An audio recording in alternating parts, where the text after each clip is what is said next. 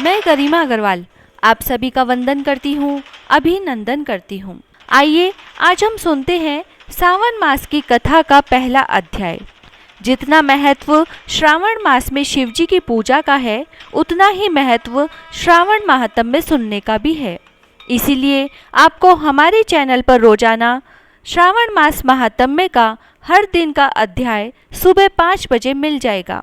साथ ही अधिक मास महात्म्य भी इसी तरह लगातार आपको मिलता रहेगा। इसीलिए यदि आपने अभी तक चैनल को सब्सक्राइब नहीं किया है तो अभी कर लें तथा इसे और लोगों के साथ भी शेयर करें, जिससे वे भी इस कथा का लाभ उठा पाएं। हम कोशिश करेंगे कि कथा के साथ श्रावण मास व अधिक मास के बीच में आने वाले त्योहारों की जानकारी और उनकी कहानियाँ भी आपको समय पर मिलती रहें। तो आइए सुनते हैं श्रावण मास कथा का आज का पहला अध्याय। शौनक बोले, हे सूत, हे महाभाग, हे व्यास शिष्य, हे अकल्मष, आपके मुख कमल से अनेक आख्यानों को सुनते हुए हम लोगों की तृप्ति नहीं होती है, अपितु बार बार सुनने की इच्छा बढ़ती जा रही है।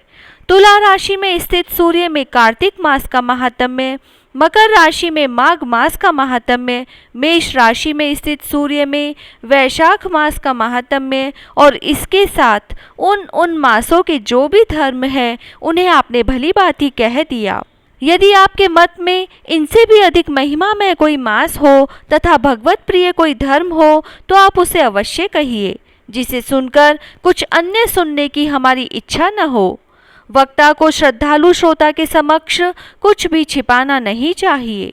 तब सूत जी ने कहा, हे मुनियों, आप सभी लोग सुने। मैं आप लोगों के वाक्य गौरव से अत्यंत संतुष्ट हूँ। आप लोगों के समक्ष मेरे लिए कुछ भी गोपनीय नहीं है। दंभ रहित होना, आस्तिकता, शठता का परित्याग, उत्तम भक्ति, सुनने की इच्छा, विनम्रता, ब्राह्मणों के प्रति भक्ति परायणता, सुशीलता, मन की स्थिरता, पवित्रता, तपस्विता और अनुसूया, ये श्रोता के 12 गुण बताए गए हैं। ये सभी आप लोगों में विद्यमान है। अतः मैं आप लोगों पर प्रसन्न होकर उस तत्व का वर्णन करता हूँ। एक समय प्रतिभाशाली सनत कुमार ने धर्म को जानने की इच्छा से परम भक्ति से युक्त होकर विनम्रता पूर्वक ईश्वर भगवान शिव से पूछा। सनत कुमार बोले, योगियों के द्वारा आराधनीय चरण कमल वाले हे देव देव, हे महाभाग, हमने आपसे अनेक व्रतों तथा बहुत प्रकार के धर्मों का श्रवण किया, फिर भी हम लोगों के मन में सुनने की अभिलाषा है। 12 मासों में जो मास सबसे श्रेष्ठ और आपकी अत्यंत प्रीति कराने वाला, सभी कर्मों की सिद्धि देने वाला हो और अन्य मास में किया गया कर्म यदि इस मास में किया जाए तो वह अनंत फल प्रदान कराने वाला हो, हे देव, उस मास को बताने की कृपा कीजिए। साथ ही लोकानुग्रह की कामना से उस मास के सभी धर्मों का भी वर्णन कीजिए। ईश्वर बोले, हे सनत कुमार, मैं अत्यंत गोपनीय भी आपको बताऊंगा। हे सुव्रत, हे विधि नंदन, मैं आपकी श्रवण इच्छा तथा भक्ति से प्रसन्न हूँ। 12 मासों में श्रावण मास मुझे अत्यंत प्रिय है। इसका महात्म्य सुनने योग्य है, अतः इसे श्रावण कहा गया है। इस मास में श्रवण नक्षत्र युक्त पूर्णिमा होती है, इस कारण से भी इसे श्रावण कहा गया है। इसके महात्म्य के श्रवण मात्र से यह सिद्धि प्रदान कराने वाला है, इसीलिए भी यह श्रावण संज्ञा वाला है। निर्मलता के गुण के कारण यह आकाश के सदृश्य है, इसीलिए नभा कहा गया है।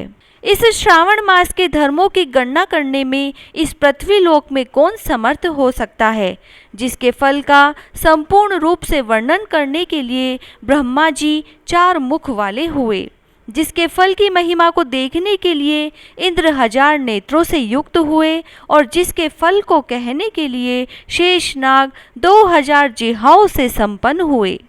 अधिक कहने से क्या प्रयोजन? इसके महात्म्य को देखने और कहने में कोई भी समर्थ नहीं है। हे मुने, अन्य मास इसकी एक कला को भी प्राप्त नहीं होते हैं। यह सभी व्रतों तथा धर्मों से युक्त है। इस महीने में एक भी दिन ऐसा नहीं है जो व्रत से रहित दिखाई देता हो। इस माह में प्राय सभी तिथियां व्रत युक्त है। इसके महात्म्य के संदर्भ में मैंने जो कहा है वह केवल प्रशंसा मात्र नहीं है।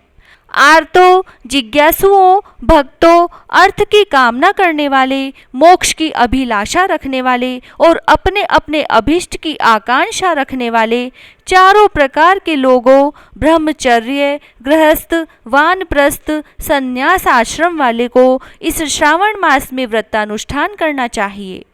सनत कुमार बोले, हे भगवान, हे सत्तम, आपने जो कहा कि इस मास में सभी दिन एवं सभी तिथियां व्रत रहित नहीं है, तो आप उन्हें मुझे बताएं कि किस तिथि में और किस दिन कौन सा व्रत होता है, उस व्रत का अधिकारी कौन है, उस व्रत का फल क्या है, किस किस ने उस व्रत को किया, उसके उद्यापन की विधि क्या है, प्रधान पूजन कहाँ हो और जागरण करने की क्या विधि है, उसका देवता कौन है, उस देवता की पूजा कहाँ होनी चाहिए, पूजन सामग्री क्या क्या होनी चाहिए और किस व्रत का कौन सा समय होना चाहिए।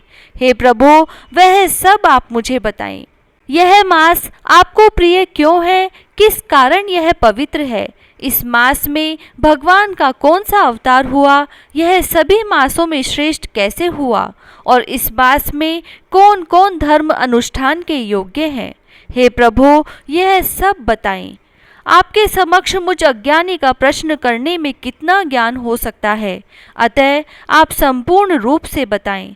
हे कृपालु, मेरे पूछने के अतिरिक्त जो जो शेष रह गया हो उसे भी लोगों के उद्धार के लिए कृपा करके बताएं।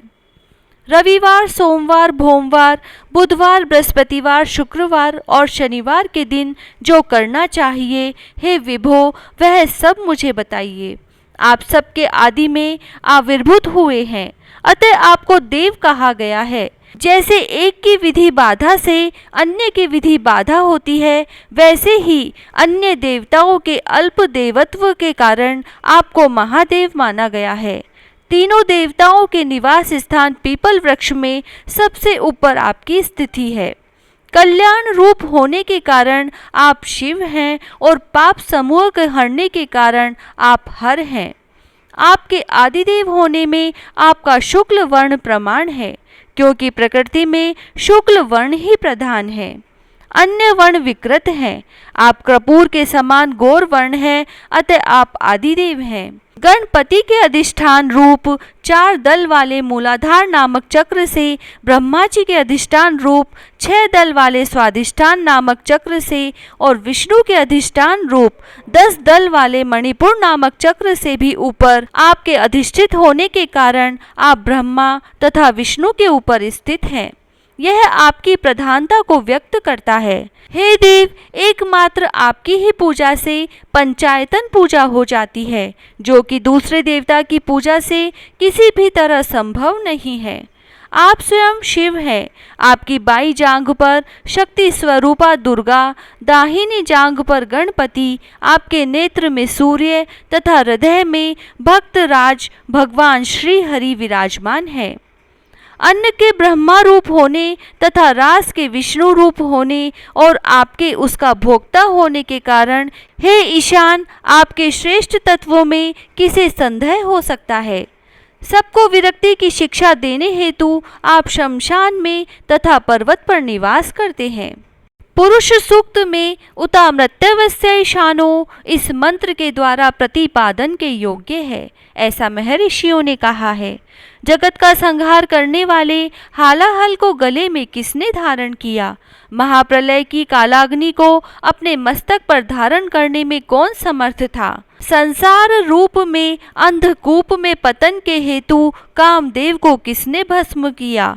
आप ऐसे हैं कि आपकी महिमा का वर्णन करने में कौन समर्थ है?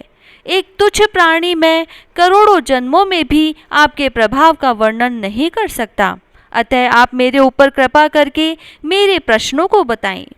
इस प्रकार श्री स्कंद पुराण के अंतर्गत ईश्वर सनत कुमार संवाद में श्रावण मास महात्म्य में पहला अध्याय पूर्ण हुआ। जय श्री राधे।